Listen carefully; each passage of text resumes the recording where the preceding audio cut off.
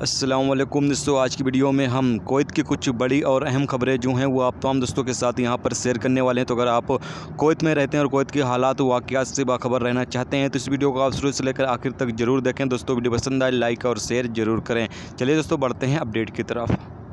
सबसे पहले यहाँ पर बात कर लेते हैं कोरोना वायरस के हवाले से। कुवैत में पिछले 24 घंटे के अंदर 641 नए कोरोना वायरस के केस जो हैं वो रिकॉर्ड किए गए हैं, जबकि टोटल 41,291 केस अब तक कुवैत में रिकॉर्ड किए जा चुके हैं। पिछले 24 घंटे के अंदर 4 नए लोगों की मौत भी हुई है, जबकि टोटल मरने वालों की तादाद 330 हो चुकी है। पिछले 24 घंटे में 530 लोग कोरोना वायरस के जो मरीज़ हैं वो ठीक हुए हैं, जबकि टोटल 31,770 लोग अब तक कुवैत में कोरोना वायरस के मरीज़ ठीक हो चुके हैं। यहाँ पर 8,191 कोरोना वायरस के मामले इस वक्त एक्टिव हैं जिनका इलाज चल रहा है, जबकि 181 केस आईसीयू में है जिनकी हालत काफ़ी ज़्यादा नाजुक बताई जा रही है।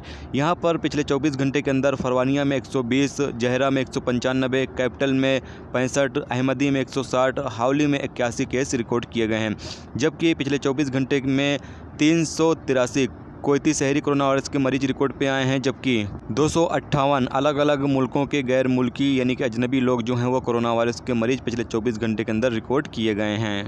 अगली खबर यह है कि कुवैत के हादिया कोऑपरेटिव सोसाइटी में यहाँ पर 100 एम्प्लॉई का कोरोना टेस्ट किया गया है, लेकिन यहाँ पर अल्हम्दुलिल्लाह कोई भी शख्स जो है वो कोरोना वायरस का मरीज यहाँ पर नहीं पाया गया है। जबकि साद अल अब्दुल्ला कोऑपरेटिव सोसाइटी में जो है वो कोरोना वायरस के हवाले से चेकअप किया गया एम्प्लॉई का, और यहाँ पर 3 एम्प्लॉई जो हैं वो कोरोना पॉजिटिव पाए गए हैं।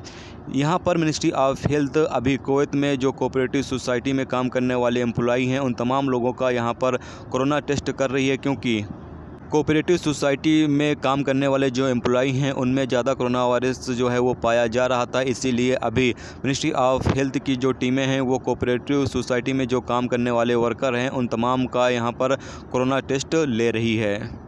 अगली खबर यह है कि कुवैत एमओआई ने यहाँ पर एक सर्विस जो है वो शुरू की है कुवैती शहरियों के लिए। जो कुवैती शहरी किसी मुल्क का सफ़र करना चाहते हैं वो यहाँ पर एमओआई की वेबसाइट पर जाकर ख़ुद को रजिस्टर कर सकते हैं, जिसके बाद उनका सफ़र का जो प्रोसेस है वो यहाँ पर स्टार्ट किया जाएगा।